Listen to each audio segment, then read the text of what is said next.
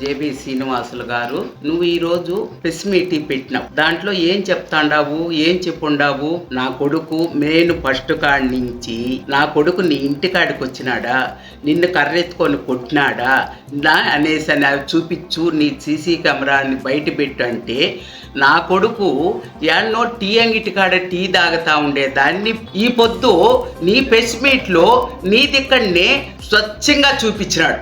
ఈ నాయకుడు సత్యమైన దేవుడు నీ నోటు గుండనే నా బిడ్డ ఆడుండాడు, నీ ఇల్లే ఆడుండాది, నువ్వే ఆడుండావు, సీసీ కెమెరా చూపించమంటే చూపించలేదు.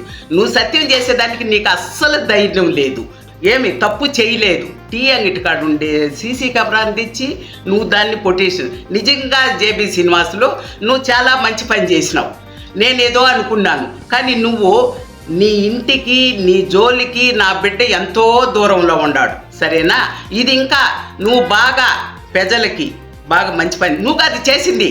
భగవంతుడు ఆ వినాయక స్వామి నీ దగ్గర చేపించినాడు.